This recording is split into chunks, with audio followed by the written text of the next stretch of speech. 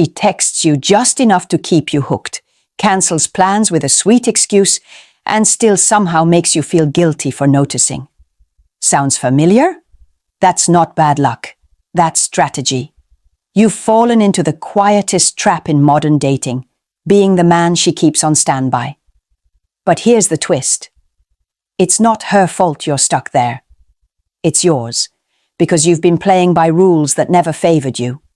If you've ever wondered why women chase one man but forget another, this is your wake-up call. In the next few minutes, I'll give you the 7 psychological steps that make a woman stop taking you for granted and start fighting for your attention. If you've ever been that man waiting for her text, wondering what changed, today is the day you stop waiting and start taking control. Before we move on, hit subscribe, like, and write one simple line in the comments. I'm done being an option. Say it out loud if you have to. That's your first step toward emotional reset. Because what comes next isn't theory. It's the start of your rebuild. And once you understand this first truth, everything about how you show up with women will start to shift. Number 1, read the room. If you've ever caught yourself waiting for her reply that never comes, replaying the same unanswered message on your phone, it's not bad luck. It's a pattern. You're being quietly downgraded. She's not saying it out loud, but every delay, every cancelled plan, every "sorry, got busy" is a silent signal. You're not the priority, you're the placeholder. When a woman's interest fades, she doesn't always leave. Sometimes she keeps you around just enough to feel wanted, without ever giving back the same energy. That's what psychologists call intermittent reinforcement.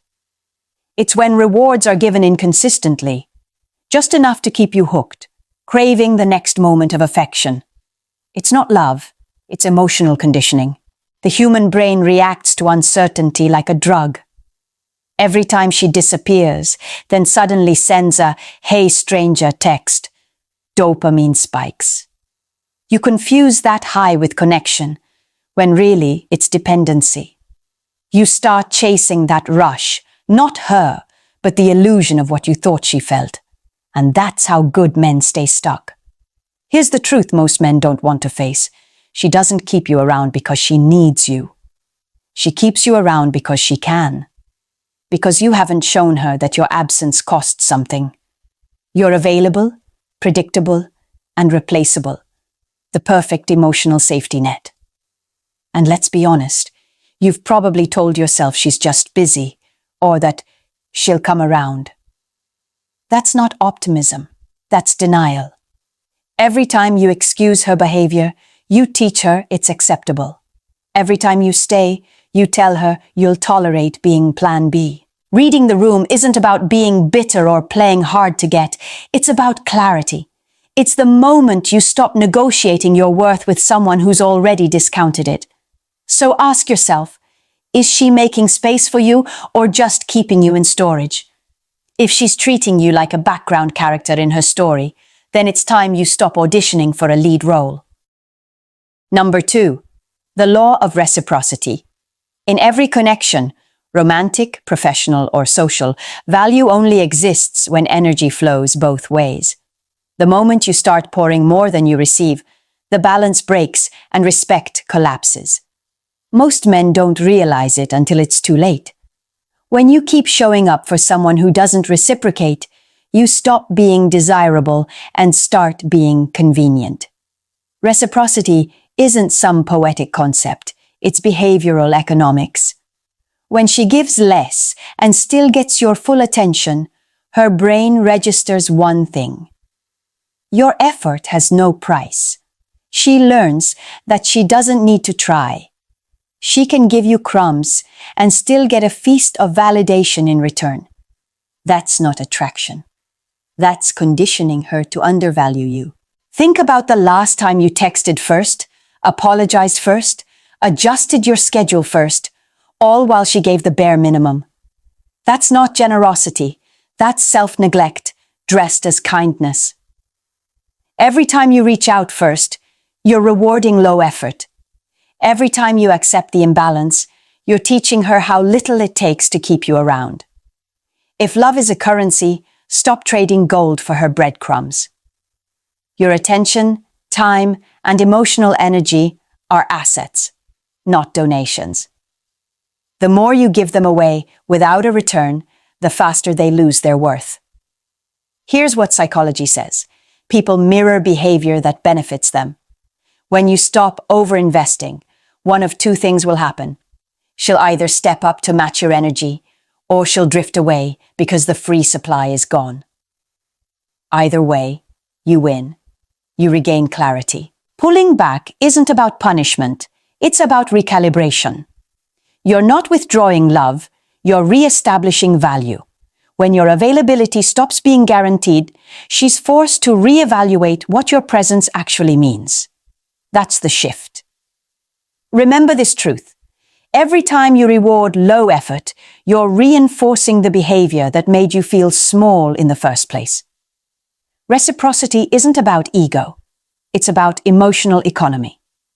When both sides invest fairly, respect compounds. When one side overpays, connection dies in debt. So from now on, don't beg for balance. Create it. Number 3, you come first. Here's something most men never realize until they've already lost themselves. The moment you start orbiting around her, you begin to fade from her sight. A man who builds his world around a woman eventually becomes invisible in it. You stop being magnetic and start being manageable. And once you're manageable, you're forgettable. Women aren't drawn to men who chase them. They're drawn to men who chase purpose. There's a psychological principle behind it. Self-orbit attraction. When a man radiates direction, focus, and internal gravity, people naturally align around him. But when he gives up that center, when his emotional balance depends on her attention, the polarity collapses. You stop being a man she's intrigued by and start being one she controls. Think of it like this. She's not the sun and you're not a planet in her orbit. You are your own gravity. Every goal you chase, every boundary you set, every decision you make, those are the elements that create your field. And that field either pulls people in or repels those who don't belong there. You want her to notice you again. Don't text more. Don't prove harder. Build stronger. Invest in your health, your ambition, your mission. Not for her, but because those things remind you of who you are when you're not seeking approval. That energy, the quiet, unbothered certainty, is what creates attraction. It signals value without words. Women subconsciously read social proof. When they sense that your world is full, that you're fulfilled, respected, desired, they feel an instinctive pull. It's not manipulation. It's magnetism. The same way people gather around a fire, not because the fire asks them to, but because it burns on its own. So stop orbiting her. Reclaim your gravity. You were never meant to revolve around someone's moods or schedules. The moment you step back into your own axis, that's when she notices the space you've created and the silence that used to belong to her. Because here's the paradox of attraction. The second she realizes you're fulfilled without her, that's when she starts chasing your attention. Number 4, the novelty factor. Predictability kills desire, not instantly, but slowly, like oxygen leaving a room.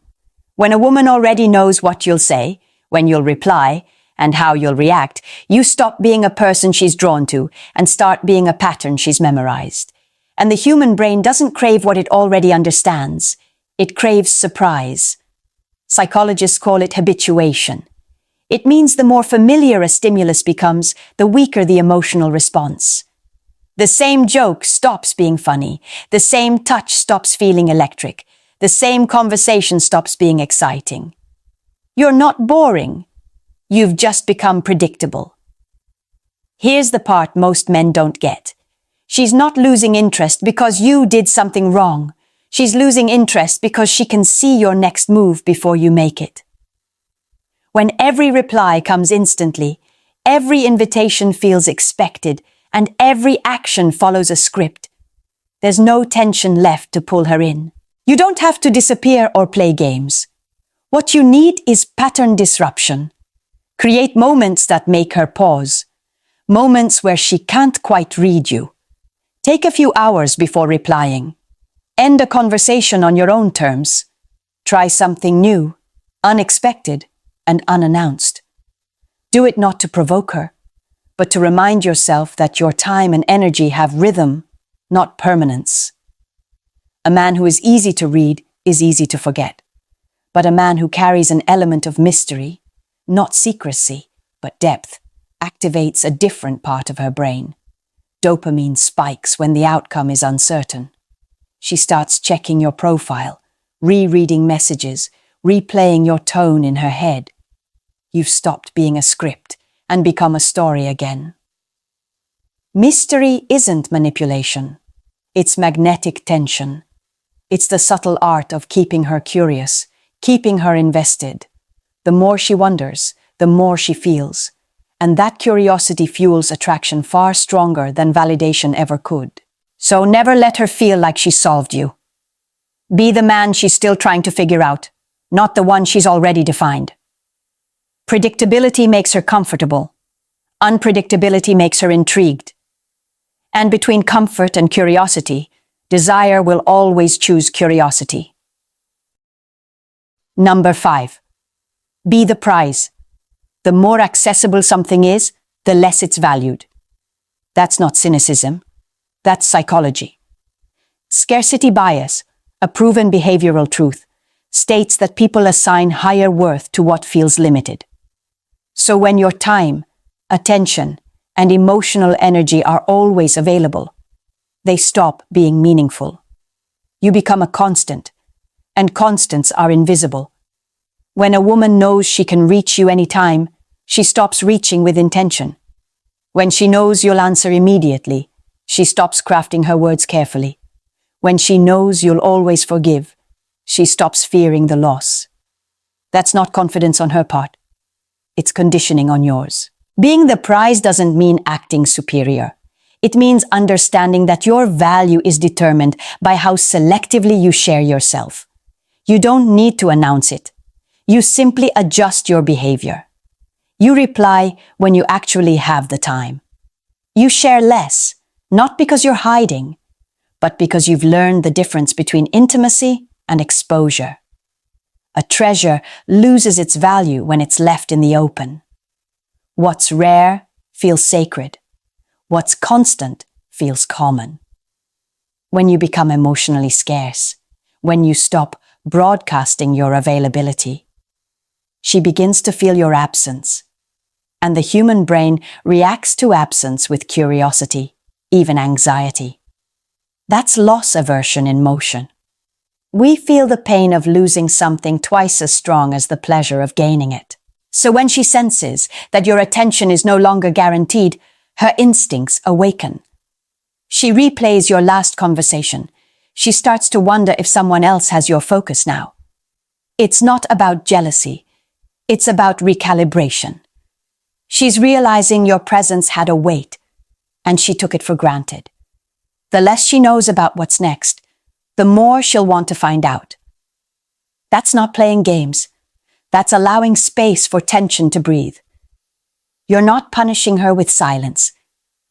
You're reminding her that your energy is earned, not entitled. When your time and attention become rare, her interest becomes real.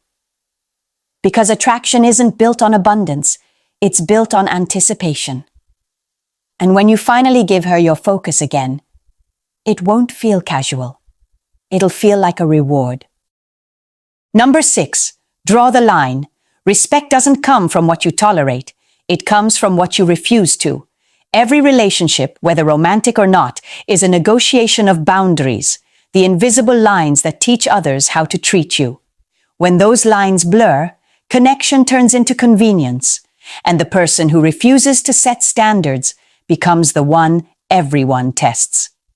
Let's be clear. Boundaries aren't ultimatums. They're not threats, demands, or emotional walls. They're quiet declarations of self-worth.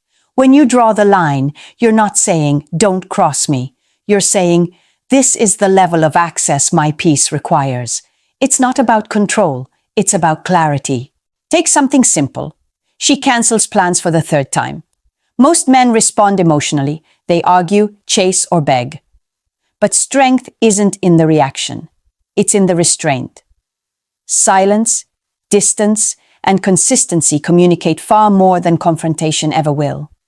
When your energy stops being reactive, your absence starts speaking louder than your words. Psychologists call it psychological reactance. When someone senses they're losing freedom, they instinctively desire what's slipping away.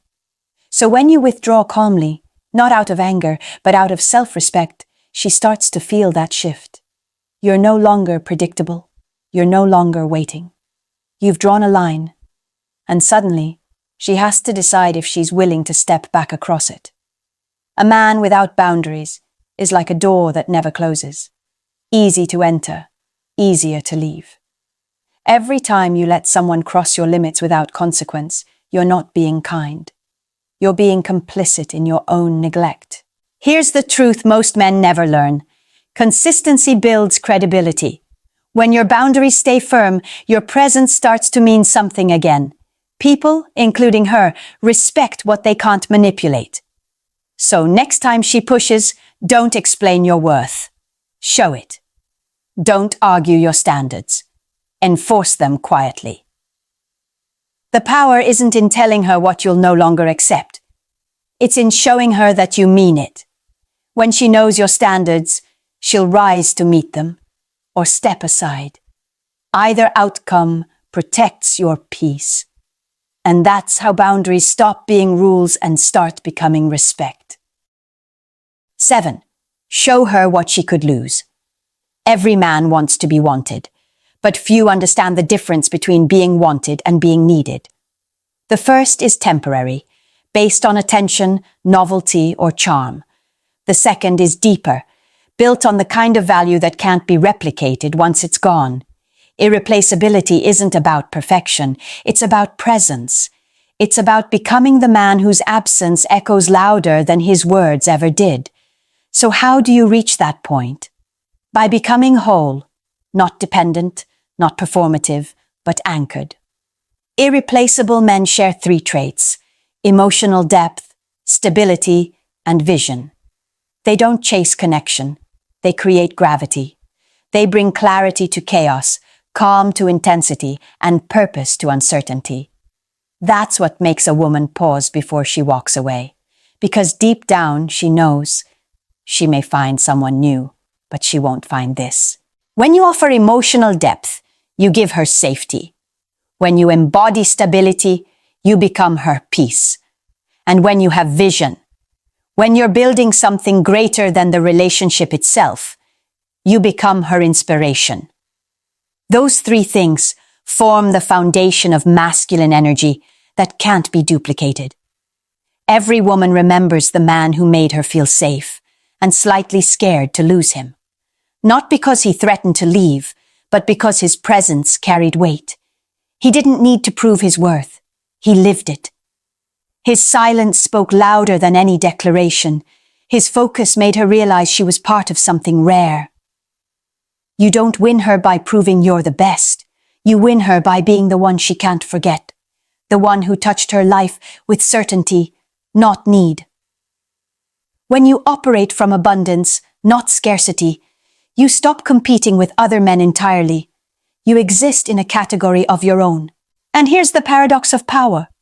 The moment she realizes losing you would mean losing her balance, that's when you've become the priority. Because true influence doesn't come from chasing attention. It comes from embodying value so solid that attention chases you. That's the man she doesn't play games with. That's the man she rethinks everything for. And that's the man you're becoming. You started this video wondering why she treats you like an option. Why you feel like the man she calls when she's bored, but forgets when she's busy. Now you know the truth. It was never just about her choices. It was about your boundaries, your energy, and what you taught her to expect. Because in every relationship, spoken or not, you're teaching people how to value you. Every unanswered message you accept, every cancelled plan you forgive without consequence, every time you overextend to prove your worth, you write the script of how you'll be treated.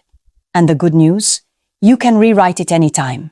You don't need to chase, convince, or negotiate for attention. You only need to remember this. You teach people how to value you by the way you value yourself. When you start showing up like a man who knows his worth, you won't have to demand respect. It will arrive uninvited. Look back at where you began, the guy who waited for her texts, who accepted uncertainty as affection. That man doesn't exist anymore. You've learned to read the room, balance reciprocity, and reclaim your gravity. You've discovered that mystery isn't manipulation, it's magnetic. You've drawn lines that protect your peace and built presence that commands attention. Now, you're not the guy she calls when she's bored. You're the man she can't stop thinking about. The one whose silence says more than his words ever could. The one whose absence feels heavier than his presence ever did. And remember this, when you know your worth, silence becomes your weapon, distance becomes your language, and scarcity becomes your power. You're not being cold, you're being clear. If this message hit you hard, it's because you needed to hear it. Don't just listen to it, live it, walk with it. Let it reshape the way you show up in every connection you have. Subscribe to this channel because here we don't chase approval. We study psychology, master energy, and reclaim emotional power. I'll see you in the next one.